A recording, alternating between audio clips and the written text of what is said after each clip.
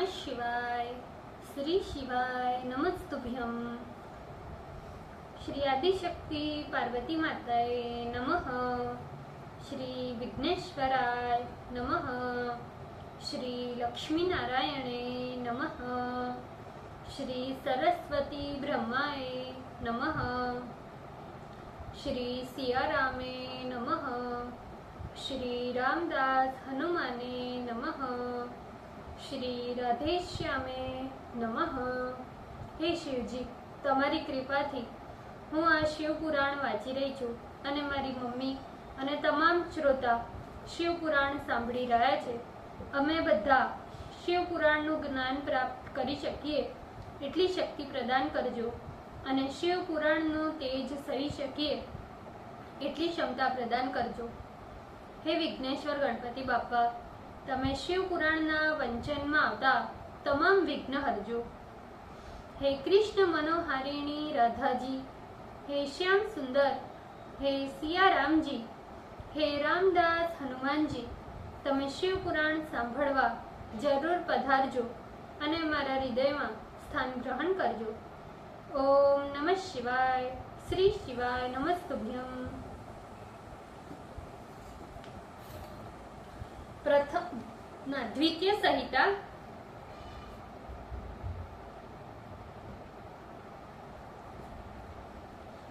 पंचमो अध्याय, page number 298।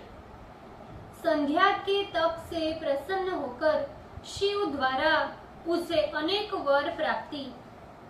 सुत जी बोले, हे महर्षियों, ब्रह्मा के इस प्रकार के वचनों को सुनकर मुनि श्रेष्ठ नारद बड़े प्रसन्न हुए और शंकर जी का स्मरण करते हुए बोले।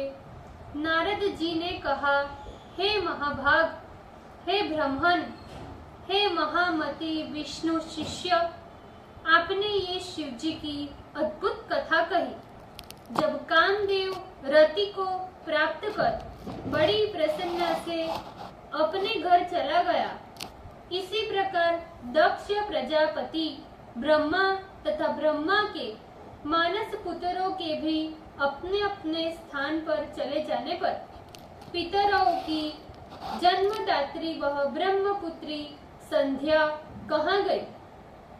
उसने क्या किया? उसका विवाह किस पुरुष के साथ हुआ? इसी प्रकार और भी विशेष उस संध्या के चरित्र को कहिए। सुत जी बोले, तत्वज्ञ ब्रह्मदेव इस प्रकार परम बुद्धिमान देवर श्री नारद के वचन को सुनकर शंकर का स्मरण करते हुए बोले। ब्रह्मा जी बोले, हे नारद, तुम संध्या के संपूर्ण शुभ चरित्रों को सुनो।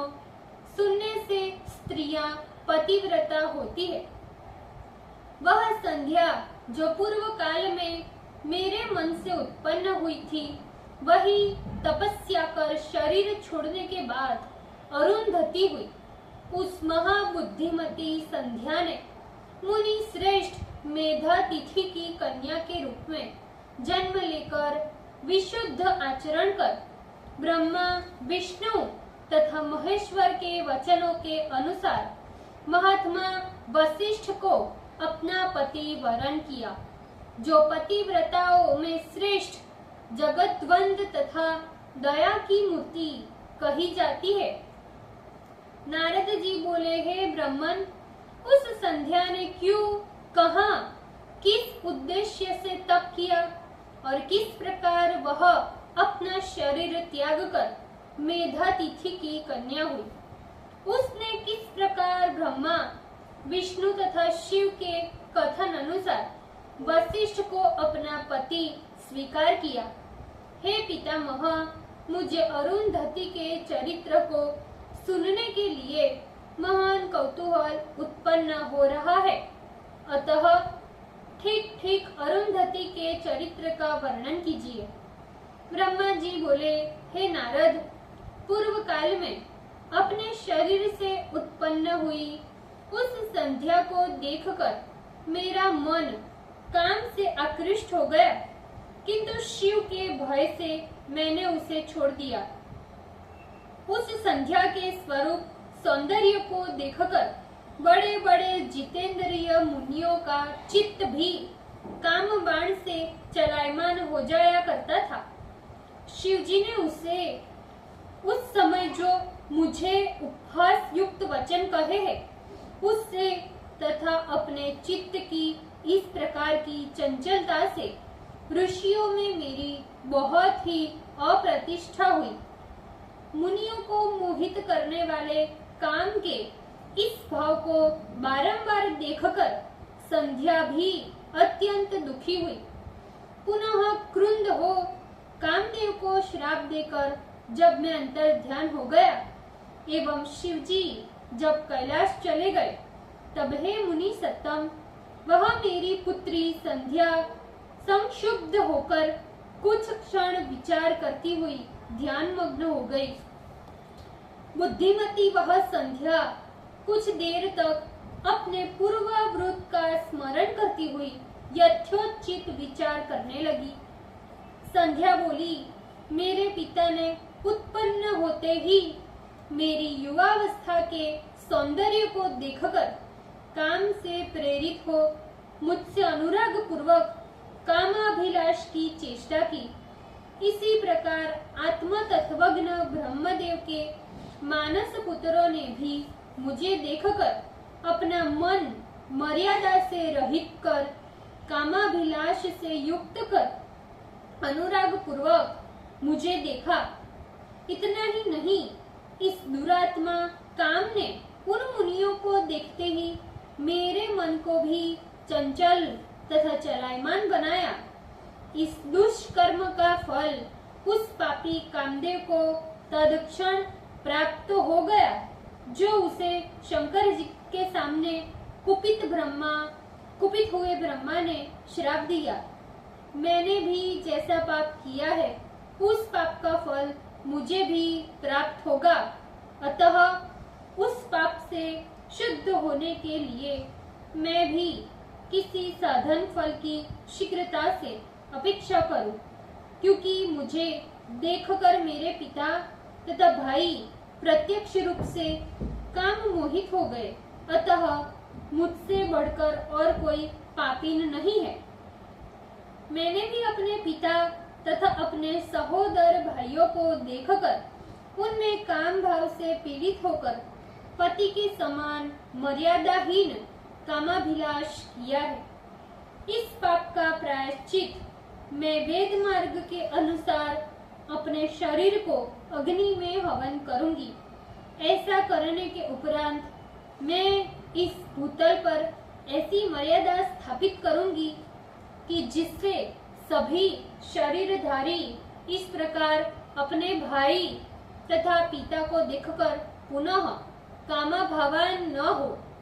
इस मर्यादा स्थापन के लिए मैं परम दुष्कर तप करूंगी तथा मर्यादा स्थापित कर अपना शरीर छोड़ूंगी। भला मेरे जिस शरीर को देखकर मेरे जन्मदाता पिता एवं सहोदर भाइयों ने कामाभिलाष किया, उस शरीर को धारण करना मुझे व्यर्थ प्रतीत हो रहा है। मैंने भी जिस शरीर से अपने पिता तथा अपने भाइयों में कामाभिलाष उत्पन्न किया, वह भी मेरे अच्छे काम के योग्य तो नहीं है।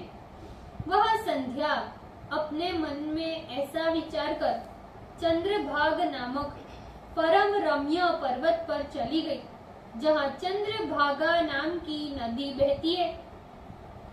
इस प्रकार संध्या को तपस्या के लिए गई हुई देख मैं ब्रह्मा समीप में बैठे हुए जितेंद्रिय वेद वेदांग के पारदर्शी परम ज्ञानी एवं आत्मदृष्टा अपने पुत्र वशिष्ठ जी से कहा, हे पुत्र वशिष्ठ, तपस्या के विचार से गई हुई उस मनस्विनी संध्या को तुम जाकर अच्छी प्रकार से विधि पूर्वक दीक्षा दो। हे मुनि सत्तम, प्रथम ये तुम लोगों को मुझको तथा अपने को कामाभिलाष से युक्त देख रही थी, किंतु अब इसके नेत्रों की चपलता दूर हो गई है। ये हमारे तुम्हारे तथा अपने अभूतपूर्व दुष्कर्मों को समझकर मृत्यु ही अच्छी है ऐसा विचार कर प्राण छोड़ने की इच्छा करती है, किंतु अब ये तपस्या के द्वारा मर्यादा वालों में मर्यादा स्थापित करेगी। इसीलिए तपस्या करने के हेतु ये चंद्रभाग नामक पर्वत पर गई है। हे तात, ये तपस्या के किसी भी भाव को नहीं जानती है। जिस प्रकार के उपदेश से ये अपने अभिष्ट को प्राप्त करे वैसा कोई उपाय करो। हे मुने, तुम अपने इस रूप को छोड़ दो और दूसरा शरीर धारण कर इसके समीप में स्थित होकर तपस्या के क्रियाओं को प्रदर्शित करो। उसने ये यहाँ पर मेरे तथा तुम्हारे रूप को देख लिया है, अतः अब उस रूप द्वारा उपदेश करने से ये कुछ भी ग्रहण नहीं करेगी, इसलिए दूसरा कोई रूप धारण करो। ब्रह्मा जी बोले, हे नारद, इस प्रकार परम दयालु वशिष्ठ जी मेरी आज्ञा को तथास्तु कहकर संध्या के समीप गए। उन्होंने वहां जाकर मानस गुणों से परिपूर्ण उस देवसर को तथा उसके तट पर गई हुई संध्या को देखा। उज्जवल कमलों से युक्त वह देवसर समीपस्थ संध्या के द्वारा इस प्रकार शोभित हो रहा था, जिस प्रकार नक्षत्र एवं इंदु मंडल से युक्त आकाश रात्रि में सुशोभित होता है। आश्चर्यान्वित हुए वशिष्ठ जी उस संध्या को देखकर बृहल्लोलित संगनक उस तालाब की ओर देखने लगे, जिसके एक भाग से चंद्रभाग नदी निकलकर दक्षिण समुद्र की ओर जाती है। उन्होंने वहीं पर उस पर्वत के ऊंचे ऊंचे श्रृंगों को देखा, जिसे पश्चिम से तोड़कर चंद्रभागा नदी समुद्र की ओर जाती है। जिस प्रकार हिमालय को तोड़कर श्री गंगा जी समुद्र में जाती है, उस चंद्रभाग पर्वत पर बृहल्लोहित सर के तट पर स्थित संध्या को देखकर वशिष्ठ ने उससे आदर पूर्वक पूछा, हे भद्रे, इस सर्वथा निर्जन पर्वत पर तुम किससे आई हो? तुम किसकी कन्या हो और यहाँ आने का तुम्हारा उद्देश्य क्या है? पूर्ण चंद्र के समान मनोहर तुम्हारा मुख मलिन क्यों दिखाई पड़ता है? यदि कोई गोपनीय न हो तो हमें इन बातों को बता दो, मेरी सुनने की इच्छा है। ब्रह्मा जी बोले, उन महात्मा वशिष्ठ को प्रज्वलित अग्नि के समान तेजस्वी देखकर और उसके वचनों को सुनकर वह संध्या जटाधारी ब्रह्मचारी एवं तपोधन वशिष्ठ से आदर पूर्वक प्रणाम कर बोली, हे विभो, मैं जिस उद्देश्य से इस सिद्ध पर्वत पर आई हूँ, वह उद्देश्य तो आपके दर्शन मात्र से ही पूर्ण हो गया। हे ब्राह्मण, मैं ब्रह्मा की कन्या हूँ, मेरा नाम संध्या है। मैं तप के उद्देश्य से इस निर्जन पर्वत पर आई हूँ। यदि आपको अनुचित न जान पड़े तो मुझे उपदेश कीजिए। यही मेरा अत्यंत गोपनीय मनोरथ है और किसी से मुझे कुछ भी लेना देना नहीं है। मैं तपस्या की कोई भी विधि नहीं जानती, किंतु तप करने के लिए ही इस तपोवन में आई हूँ। इसी चिंता से मैं दीन हो रही हूँ तथा हृदय मेरा कांप रहा है। ब्रह्मा जी बोले, ब्रह्म ज्ञानी वशिष्ठ जी ने उसकी बात सुनकर पुनः उससे कुछ नहीं कहा, क्योंकि वे सभी बातें जानते थे। वे भक्त वत्सल शंकर का स्मरण कर तपस्या के लिए आई हुई नियतात्मा संध्या से बोले। वशिष्ठ जी बोले, हे देवी, जो महान तेजः स्वरूप, महान तप स्वरूप तथा सबका सर्वतोभावेन आराध्य है, उस परमेश्वर भगवान सदाशिव का मन में ध्यान करो, जो धर्म, अर्थ, काम तथा मोक्ष का आदि कारण है तथा अद्वैत स्वरूप है, जो इस जगत का आदि कारण तथा पुरुषोत्तम है, उसी का भजन भी करो। हे सुमुखी, तुम मेरे बताए जाने वाले इस मंत्र से सदाशिव का भजन करो। इसी से तुम्हारी सारी इच्छाएं पूर्ण हो जाएगी, इसमें संदेह मत करो। ओम नमः शंकराय ओम। इस मंत्र से मौन होकर इस प्रकार तपस्या का प्रारंभ करो, जैसा मैं तुमको बता रहा हूँ। मौन होकर स्नान तथा मौन होकर सदाशिव का पूजन करना चाहिए। षष्ठ काल में तीसरे दिन सायंकाल का भोजन करें। इस प्रकार प्रथम 2 षष्ठ काल जल का आहार कर तीसरे षष्ठ काल में उपवास करें। इस प्रकार की षष्ठ कालिक क्रिया तप समाप्ति पर्यंत करते रहना चाहिए। हे देवी, इस प्रकार ब्रह्मचर्य से मौन धारण कर तपस्या करते रहने से संपूर्ण मनोरथों की सिद्धि हो जाती है। ये सत्य है, ये सत्य है, इसमें संदेह नहीं। हे देवी, इस प्रकार से मेरे उपदेश के अनुसार तुम सदाशिव का चिंतन करो। ऐसा करने से वे तुम्हारे ऊपर प्रसन्न होकर तुम्हारा मनोरथ पूर्ण करेंगे। ब्रह्मा जी बोले, इस प्रकार वशिष्ठ जी वहां स्थित हो संध्या को तपस्या की सारी विधि बताकर और उससे यथोचित संभावित कर अंतर्ध्यान हो गए। ओम नमः शिवाय। श्री शिवाय नमस्तुभ्यम। भूल चूक माफ करजो शिवजी, कृपा रखजो। આજના શિવપુરાણના વાંચનનું પુણ્ય મને પ્રદાન કરજો શિવજી। ઓમ નમઃ શિવાય। શ્રી શિવાય નમસ્તુભ્યમ।